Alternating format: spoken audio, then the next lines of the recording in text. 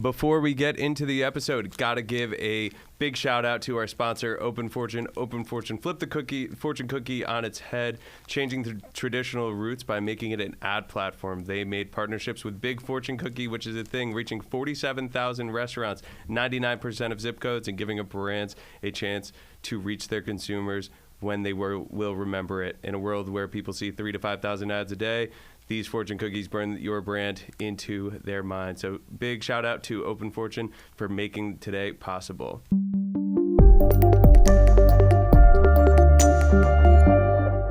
Hey everybody, and welcome back to How the Fuck Did You Get That Job, where we dive deep into the trajectories of industry trailblazers. And as always, your ever-curious host seeks the inside scoop.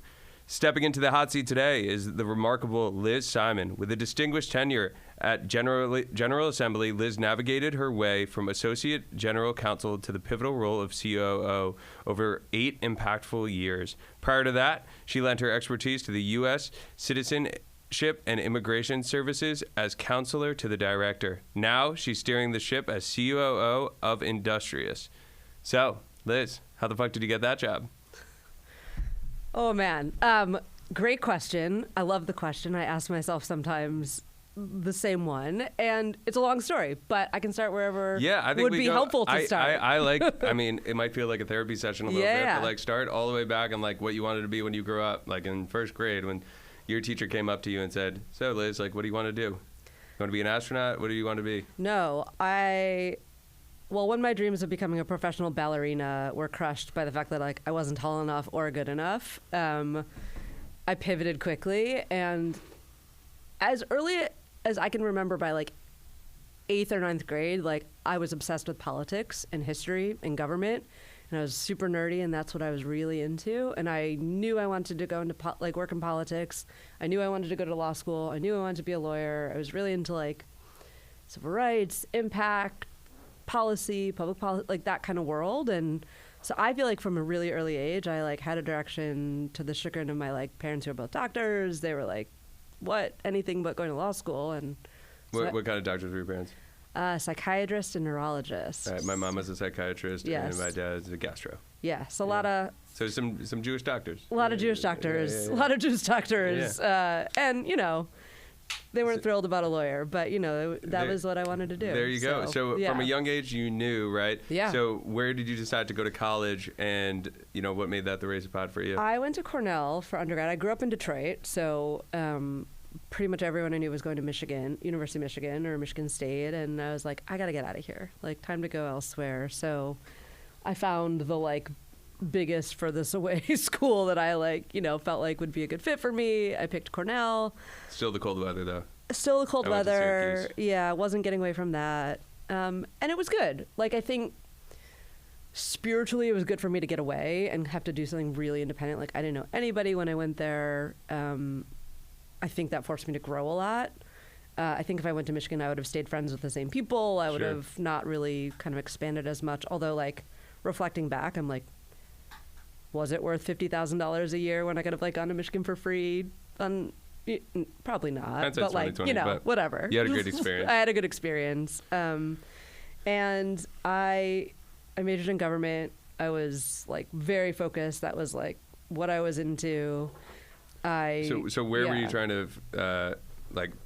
What was your route, I guess, and what was your game plan in college, and then how did it play out right after college? Yeah, I mean, in the summers, even in college, I worked on I worked on political campaigns. I was really involved in like college Democrats. I was like, that was the direction that I was interested in. And but I kind of wanted law school as a means to an end. I didn't really want to be a lawyer so much as like I wanted to go to DC and work in DC. And if you want to work in DC, is getting a JD like pretty much I mean, a prereq? Or? I think it is or was at least conventional wisdom at the time that like, yeah, that'll help you if you want to like make policy. Sure. You should know shit about the law, and like you should know how laws work, and I think at that time, I mean, almost 20 years ago, like it was way more acceptable to just like go to grad school as a thing to do after college, which I think we've a little bit like not completely moved past, but I think the feeling about the utility of that has changed over time with like, cost of education and things like that. Like, I'm not sure I would make the same decision today. Sure. But at the time I was like, yeah, that's what I want to do. And I went straight from college. Straight to DC? I went straight from college to law school. Oh, okay. And I went to Michigan. So I came back home to Michigan, go blue. Yeah. Had the like Big Ten college experience that I didn't have at Cornell, which was great. Met my Zingerman's, obviously a lot of sandwiches, a lot of football games. And you met your now husband. Nice. Who also never wanted to become a lawyer and was also interested in politics, and so we kind of had like a shared connection. So how did I like asking about significant others? So we almost had him on the show today. Yeah. But in the future we will. But how did he impact your career, and like how did he support you? Well, what's interesting is like in law school we were in Michigan, and everyone was kind of like, in the summers you have these jobs, and everyone wants to go to New York or they want to go to Chicago because you're in the Midwest or whatever. And there were like 5 people that wanted to go to DC. Not a very popular, at least for Michigan Law School. Like, it was not the popular destination, and so we were both going to DC for like summer internships, and we had that connection. And actually early on, and this is kind of a pivotal moment type of thing, like he was the first person to say like, hey, do you know about this guy Barack Obama? Like, in what year is this? This is like, January 2007. Like, I'm thinking about, like, I have some friends who are getting involved with his campaign. Like, are you, like, would you be interested in getting involved, like, while we were still in school? Would you be interested in getting involved in the campaign? And we did. And that, like, was a pivotal moment, I think, for both of us. So how involved were you in the Obama campaign, and then also? Pretty involved. So, I mean, throughout my whole third year of law school, basically, my husband and then boyfriend and I attended very little school and took a lot of leaves of absence and traveled around with the campaign. I was on the policy staff of the campaign, so I was, So take me under the hood. Like, what does it look like being on the road show? Well, in the primary states, I was doing every job from, like, knocking on doors to, like, making phone calls and whatever, because, like, there's no need for a policy platform unless you, like, actually get the nomination and whatever. And so I, besides the initial getting it spun up, so I went to 5 primary states. I knocked on doors in the cold and in Des Moines, Iowa, and what did that experience teach you? Vegas, and I talked to a lot of people. Like, it's just, I don't know, real frontline stuff. Like, doing that work is, in some ways, really motivating, and in some ways, really long days, really draining. Yeah, but special. And I look back and think, like, man, that was a moment in time. And it's like a game for the young, in my opinion. Like, it's kind of like a, probably, you kind of got to be, like, willing to, like, schlep around in, like, 2 feet of snow in Des Moines, Iowa to, like, talk about Barack Obama. It's like... Yeah, not have kids. And totally. So yeah. And then after we graduated law school, we both moved to Chicago, where the campaign headquarters was. We were there through the election in 2008. So did you work full-time for that? Yeah, I worked full-time right after I graduated law school. I worked full-time for the campaign, and did that through the election in 2008. I had already accepted a job. Like, one of my summer internships during law school was at a law firm, and I had already accepted a job to go work at the law firm. And so they let me push out my start date so I could work on the campaign. And then after the election, when he won, I was... How rewarding was that? I mean, it's just like a life, like, once in a lifetime. I'll remember that night forever. Like, what about it? Just the joy, the accomplishment, the fact that it was such a historic moment, and having such a small part in it, like, it just felt super, like, cheesy, but it did feel like a world-changing kind of moment. Yeah. And it was exciting to be a part of. That's so cool to see your hard work pay off. And then, so you end up taking the legal job, right? I do. I take it. My husband does not. He goes straight to working in the Obama administration. I take the legal job. I spend, this is at the time, by the way, that, like, we'd just gone through the, like, financial crisis in the fall of 2008.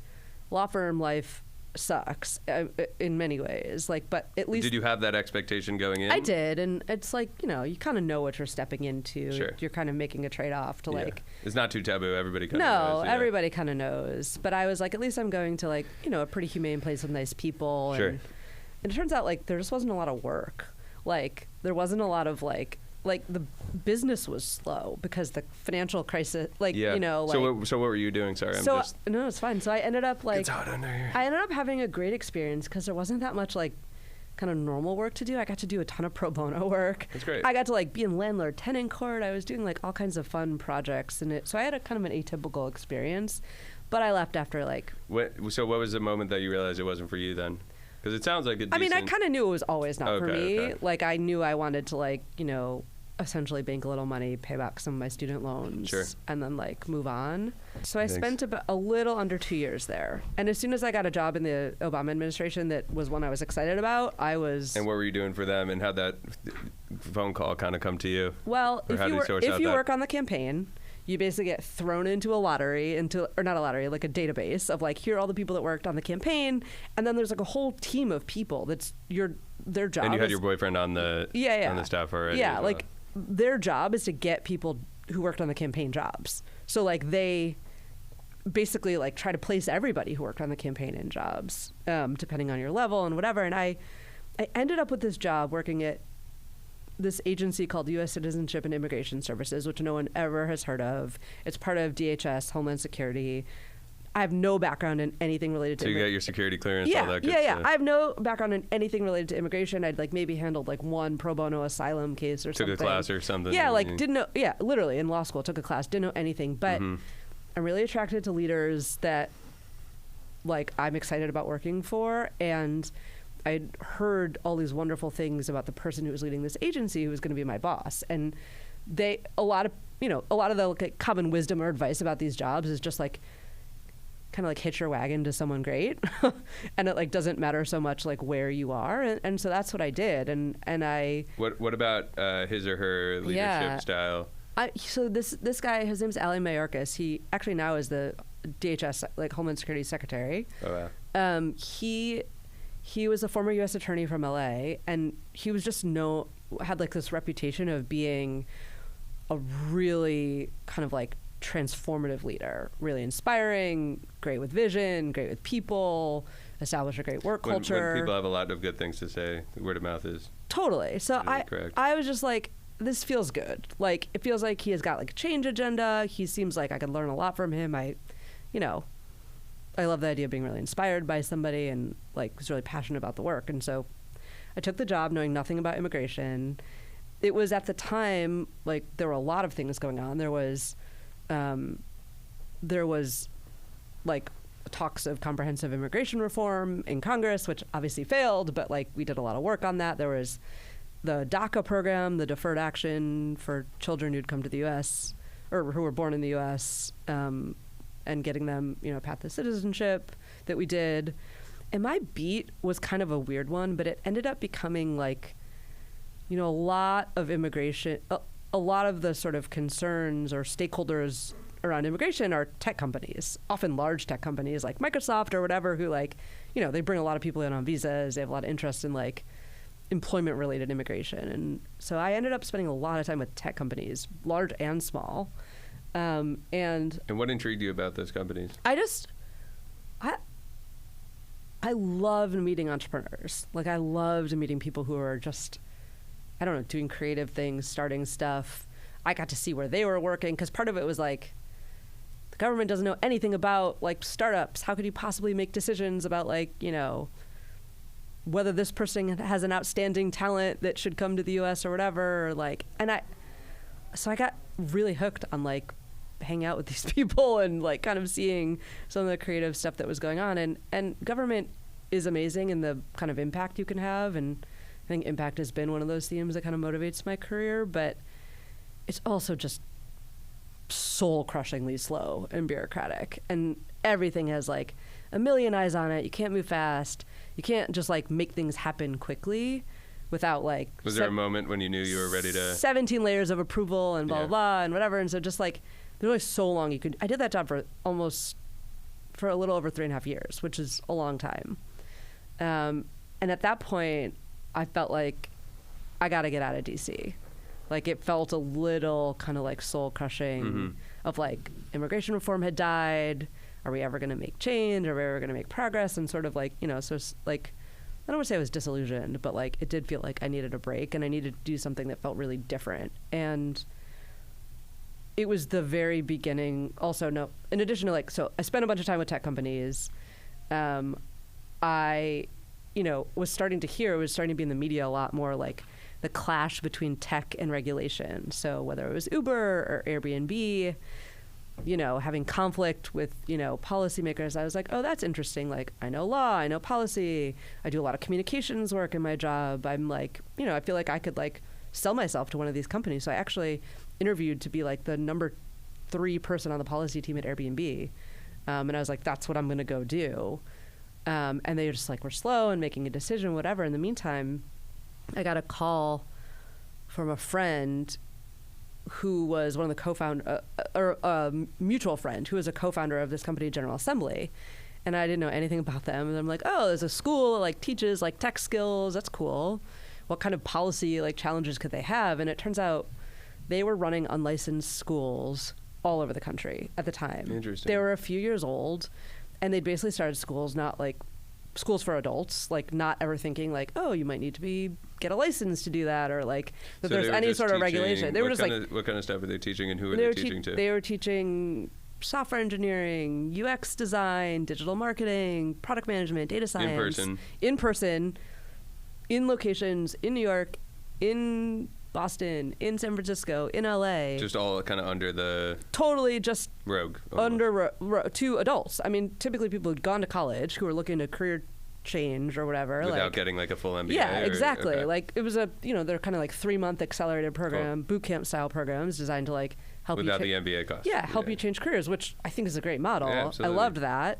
But they were running all these unlicensed schools, and they're like, well, do we need a lawyer? Do we need like a lobbyist? Like, what do we need? I don't know. That's so funny. I could just imagine them under the hood be like, we should probably... Totally. They're like, we should legal. call somebody, and like, I don't know who we should call. And they literally like, what should we do? And I was like, well, you could hire me. Call Liz. Yeah. No, I was literally said like, you could hire me, and I wrote a job description. I'm like, here are the things I could do for you. They didn't know.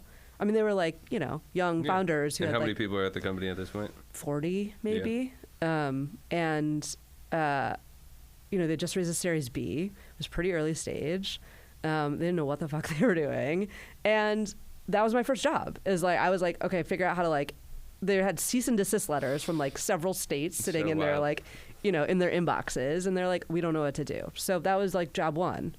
And then I got there, you know, and after about 4 or 5 months of like cleaning up the like burning fires, which took a long time. It wasn't done in that period of time, but they were like, do you also review contracts? And I was like, I mean, I could do that. Like, I'm not really trying to be a lawyer here forever, but like, you know, sure. Like, I'm more qualified than you are to do that. Sure. So I just started doing the rest of the legal work, and that turned into me becoming the general counsel and hiring a team. It's interesting you say that too, because a lot of the people, a recurring theme, and I said this in a prior podcast, is a lot of people have created the jobs. Totally. That like, how the fuck did you get that job? Like, I created it. I literally wrote. They didn't know. They didn't know what to call it. They didn't know what I would do. They didn't know how to manage me. And I literally was like, here are the things I'm gonna do. I'm gonna check in with you, and I'm gonna tell you how I'm doing against them. But like, that's it.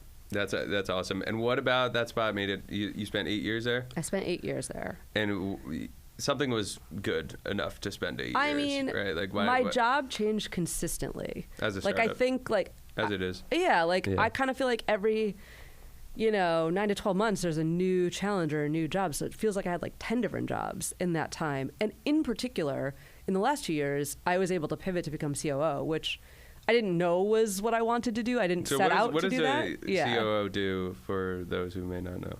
I'm a COO. And even myself, because at different companies, it's completely different. Yeah, at different companies, it's totally different things. Yeah. And it's often defined in relation to, like, what the CEO doesn't want to do or isn't good at or whatever. And so the interesting part about me becoming COO at GA is, like, 2 things happened. One, I went on maternity leave, and I had my son. And I had hired an amazing team of people, and I basically came back and I had worked myself out of a job, which I think for some people is a really scary thing.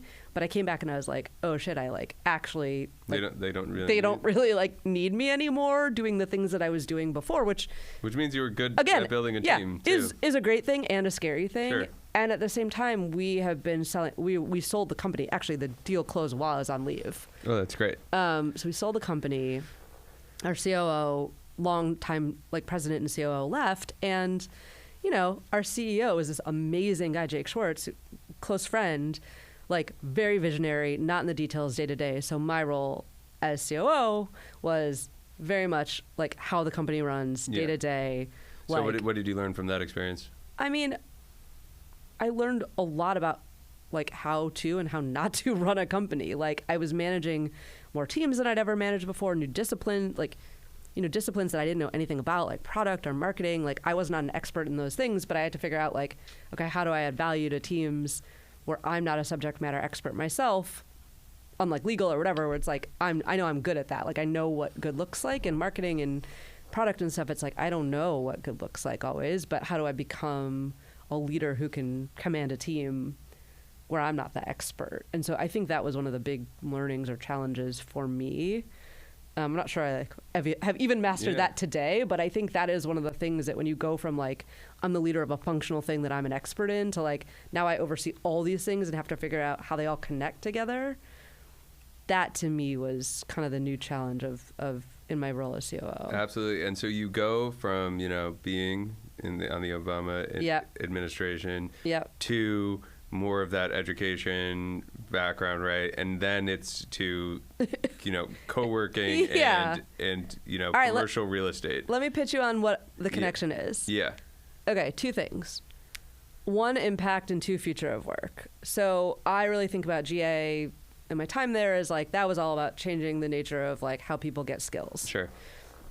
And all about, you know, how we hire, how we get skills, how we like what skills matter in the world of work. And I think about Industrious as a future of work company in that it is all about like how and where we work. And from an impact lens, what resonated about the mission of what they were doing is like, I'll say, I don't think I would have taken this job before the pandemic. I don't think I would have been interested enough in this company, but I think the how and where we work is one of the most impactful and interesting like questions that touch all of us right now. What about Jamie's vision or the other founders really was set them apart? I mean, and how did they define the future of work? I will say, one, I know Jamie personally, and like we actually grew up in the same town in Metro Detroit, and so socially we knew each other a bit, and I really liked him, and I think having a relationship of trust with someone that you work for and not having to like build to that, but like, you know, having it on day one, like I think some people are scared, like, should I work with friends? And I'm like, no, it's amazing. Like you can say things to each other on day one that like could take years to build up to. But I think the Industrious product felt very differentiated to me in the landscape of like, what is co-working out there? Like it's a much more premium product. I'd never been it's much more hospitality and sort of service oriented. Like it feels more like going to a high-end hotel, which like happens to be a thing I like. And like, so to me, the experience of being an Industrious felt really different. And, you know, I kind of felt like the company was well positioned maybe relative to other people in the sector to like, you know, have this kind of unwritten story for the taking. So what was, you know, why did Jamie bring you in? And what were the pain points that he was looking for you to solve? Well, they had a long-term COO who left, and after like a long and like wonderful tour of duty, who actually is somebody that I referred to the job because he worked with me at GA before that, so it's kind of small world. And the company was coming out of COVID, and it was fall of 2021, and like they were just in rebuild mode. Like, I think a lot of the fabric, I mean, obviously, in a company like Industrious, like, it was very impacted by COVID. They let go half their staff. They lost a lot of institutional memory and muscle and traditions and culture and all these things, and they kind of needed to build back. And so a lot of my kind of focus was just like, okay, how do we, like, rebuild the foundation of this company? How do we you know, remind ourselves, like bring, you know, all these people are new. They don't know what the fuck is going on. They don't know like anything about the history of the company or why we do things the way we do. Like, how do we like reinstate like strong foundation of values, of our culture, of norms about how we work? How do we work more efficiently? The organization didn't know how to work remotely together. We weren't totally hadn't, even as an office company, hadn't totally come back in the office together yet. And it was all about like, literally I spent a year focused on like organizational effectiveness, which seems like the most boring shit in the world, but like was so foundational to like getting ourselves back on the right track. What books would you recommend on that like, or just anything to educate yourself on? Because it is boring, but it's super, I guess, boring in that like, you know, generic 2 words, organizational, but like at the same time, like how do you educate yourself on that? Yeah, I mean, I really like, let's see. I think, you know, there's a lot of books out there on OKRs. I find them a lot of them really boring. I mean, that was one thing, like company didn't have goal set, it didn't have OKRs, didn't have goal setting. Like how do we do that? How do we build that? So, there's a book called Radical Focus that I like. It's actually written by somebody who used to be a teacher at GA. Oh, very cool. She was a product management expert, I think in digital marketing too. I'm gonna have to check it out. Yeah, so Radical Focus, I like that one. It's kind of like I like business books that end up being stories. Yeah. Like, because they're easier to like, and so. Yeah, it doesn't feel like. Yeah. So that one I like. We did a lot of like 5 dysfunctions of a team and like figuring out like what were some of the dysfunctions that were plaguing us as leaders.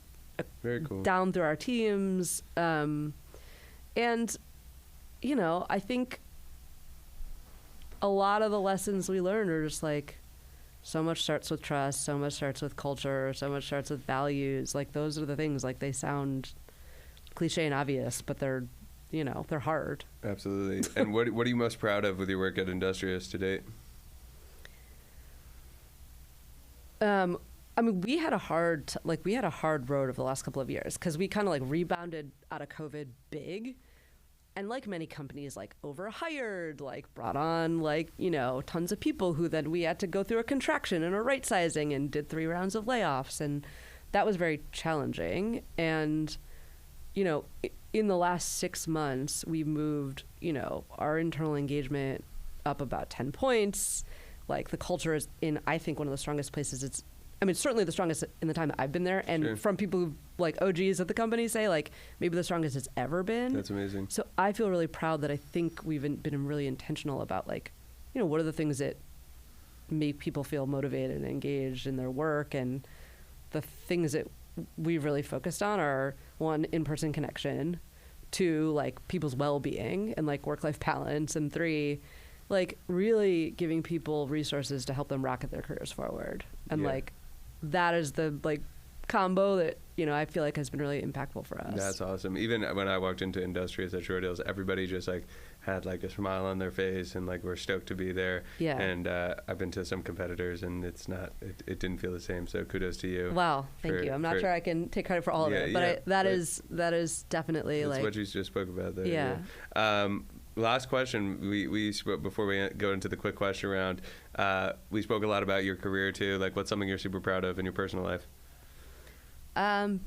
Being a mom to a 6-year-old, almost 6-year-old. Like you know, and I feel like I don't sacrifice my job. Like I don't sacrifice my job, I don't sacrifice him. And I feel like, you know, if anything gets sacrificed, it's probably my husband or my partner. But, you know, I think that's, to me, like, I love being a mom and I love having a job that's, you know, for a long time in my life, I got pretty much all of my, like, meaning in life from my work.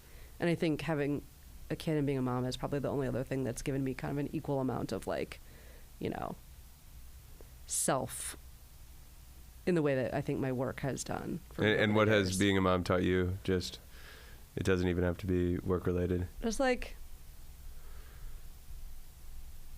you know, you gotta let stuff go, which is a lesson I need to hear, like, kind of all the time. Like, it's just, like, most of the stuff is just not that important. Like, it doesn't really matter in the grand scheme. And that is a thing that, like, I think I've probably struggled with in my career, so. Yeah, that's a great lesson. So we're gonna open up these fortune cookies to answer to get into the quick question round. Do you have a fortune cookie moment that? No, I don't think I do. You really. think of fortune cookies when you open them?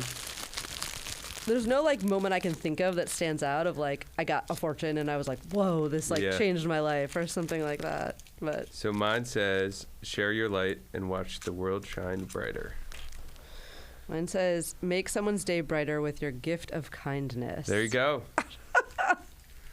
You got Airy on the back of it. Who you got in the back? Airy 2. Oh, American Eagle. There we go. So let's get into the quick question round. Okay.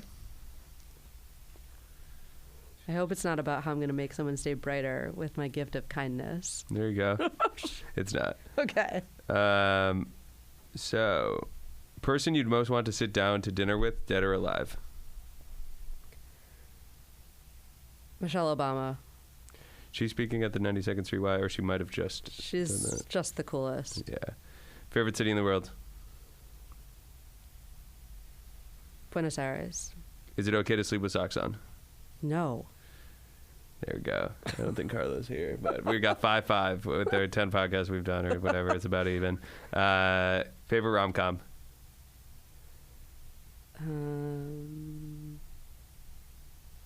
Pretty Woman. Great one. Best spot to eat in New York? Best what? Best spot to eat in Carroll Gardens. I'm going to actually change it to.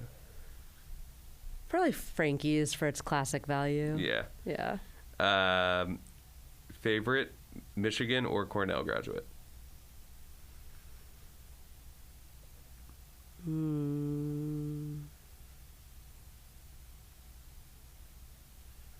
My husband. There you go. He's a double Michigan. There you go. In 40 years, what will people be nostalgic for? Driving. That's a good one. One thing people don't understand about being a COO is? You're just making it up every day. There you go. Worst advice you've ever been given?